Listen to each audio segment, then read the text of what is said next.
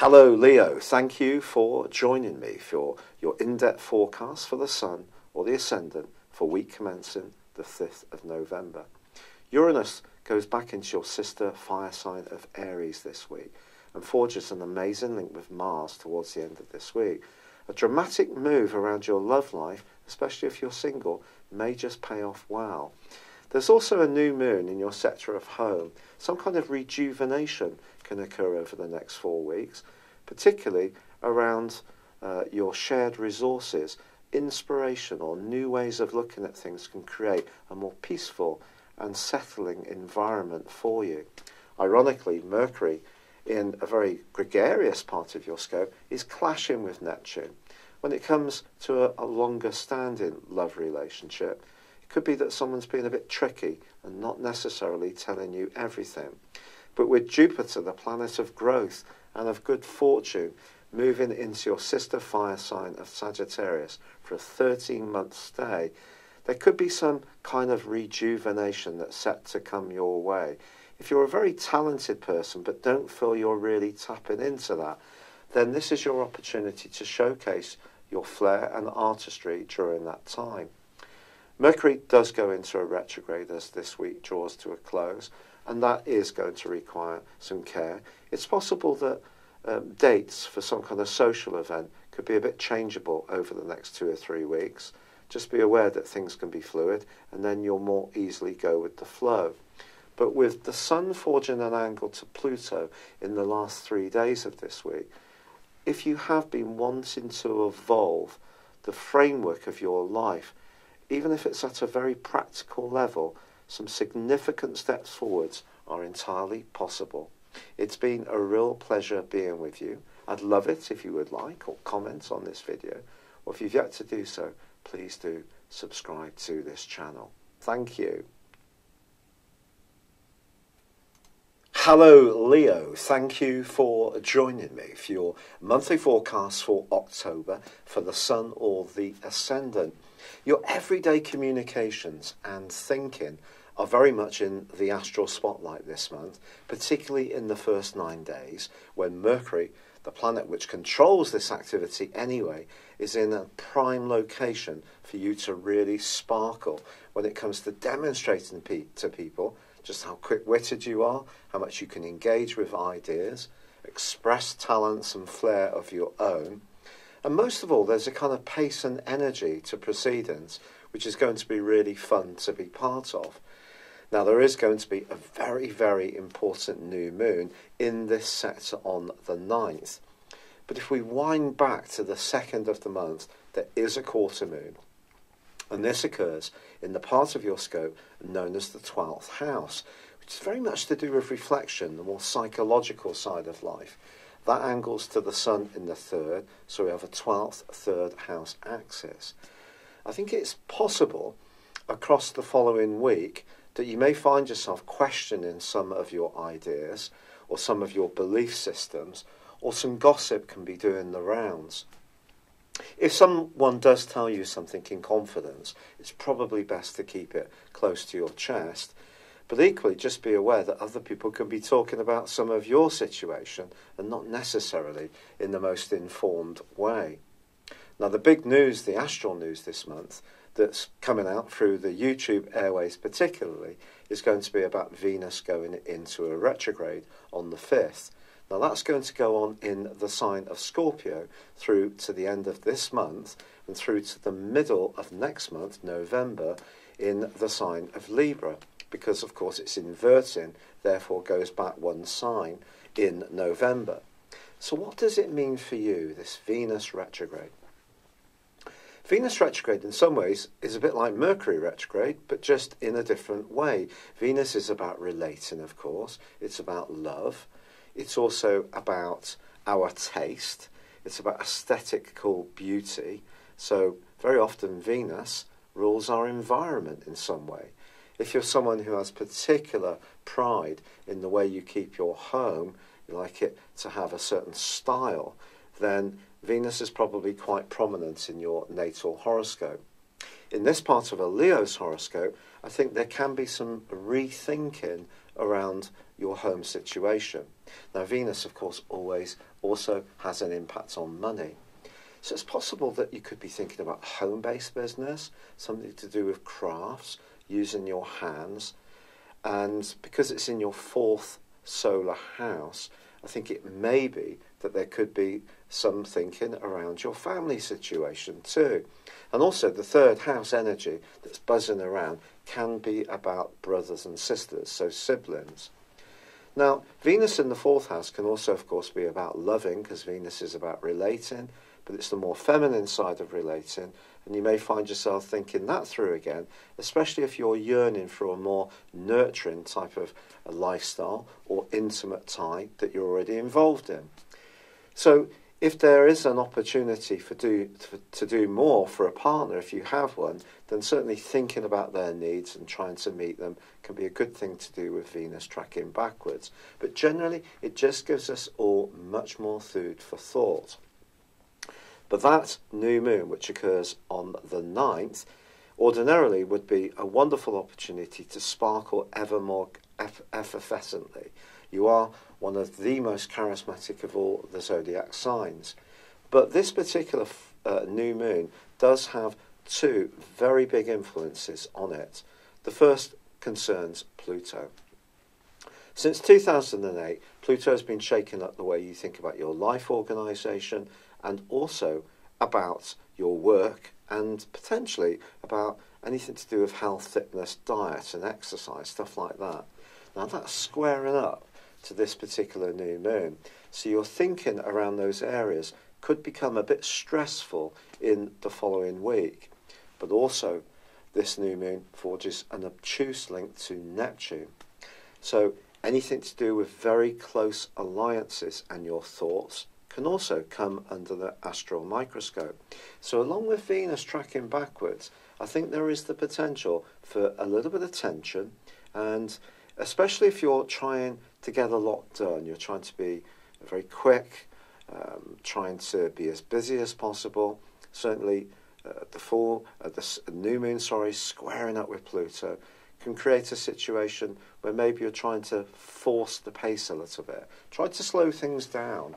Try to have virtuous aims, which obviously Saturn and Pluto are asking you to have, but not in such a way that it makes things very brittle and you become rather tense about things. Now, Mercury is going to be moving on the 10th, moving into Scorpio, joining up with Venus, and of course, we already have Jupiter here too. And Jupiter has been gifting you with some potential good fortune over the last year as it's been making its way through this sector. But at the end of the day, Jupiter is about growth. So if you've moved, upgraded, there's been some ins and outs in terms of who lives where you live, then that really wouldn't be a surprise. But I think Mercury moving into the 4th house can actually inhibit us a little bit in terms of our emotional communication. The tendency here is to let thoughts go around our mind rather than say exactly how we feel. There's also a quarter moon on the 16th in Capricorn, which is going to be emphasising that potential for tension and brittleness. So again, try to relax as much as possible. The great news, however, this month is that Mars in your opposite sign, which may have made you a bit feistier in your interactions with others, even a bit more competitive since the 2nd week of May, that's no longer clashing with Uranus, as it was from then through to the end of last month, the end of September. We can all let out a sigh of relief about that, but Venus is actually squaring with Mars in the first 2 weeks of this month. This again points towards if there's some kind of disharmony or lack of unity around some kind of close relationship, it may show itself. So I think all of this will be giving you a lot of food for thought, particularly once the Sun moves into Scorpio on the 23rd. Then you may find it's better to just create a few more moments of solitude, of silence, of quiet meditation. You may want to just gather your thoughts, keep people a little more of a distance. But the retreat in Venus then connects with the Sun. When Venus and the Sun go together, it can be said sometimes that Venus can almost be diminuted. I actually feel it will reinforce the vibe of Venus. So across those few days, don't be surprised if you do want to improve some aspect of your home by splashing out on something that would make it more comfortable, or some kind of item which is just purely from a more artistic or creative viewpoint, just going to add pleasure to your existence. But we also reach a critical point here, because Uranus may not be squaring up with Mars anymore, but it is going to be opposite Venus and also the Sun. This is very, very intense stuff. If there is something about your home life that's being interrupted by the demands of work, or work itself just seems unpredictable, or someone you interact with seems to be making demands on you and being more outspoken and not necessarily understanding how sensitive you can be at times, if also really quite surprisingly private about your personal feelings, this could create a lot of tension at this point. Not least because at this point also the reversing or inverting North Node in your sign, which arrived on the 10th of May 2017 and will be with you until the 7th of November 2018, well, that moves to come into the opposition between Uranus, Venus and the Sun, creating a grand fixed cross. Now, this may all sound a bit complex, but essentially the North Node in your sign, the dragon's head, is like a mini Jupiterian influence. And since that May the 10th of last year, it's given you extra encouragement to be more creative and to invest more in your individual talents. That's a very good thing.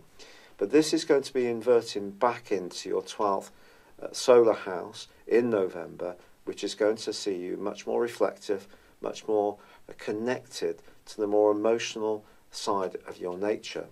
And I think this particular Grand Cross can see you reach a bit of a point in your whole existence, really, which makes you think about whether you're on the right track or not, perhaps around work, perhaps around home, perhaps around intimate relationships, because the South Node is in your sector of relating, and of course stormy Mars is still there.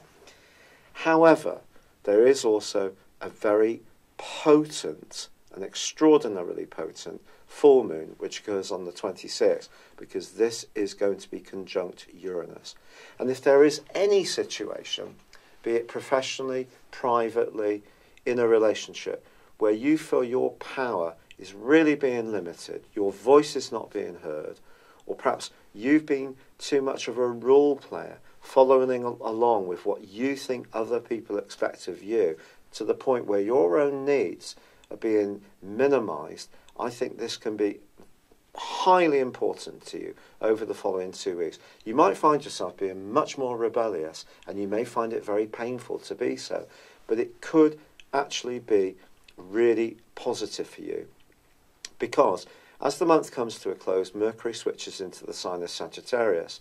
Although it is in detriment in Sagittarius technically, for you this is good. You're suddenly going to regain your voice, regain your sense of humour, and potentially start to come out of the rather crab-like state that you've gone into in the last week or so of the month, when you may feel particularly tender, particularly wounded by some people's attitudes, or desire to be freer around you, to break down something that for you has been set in stone, some kind of rhythm or regularity has to change, Leo, whether it's coming from you or coming from others. Staying exactly as you are is probably not an option.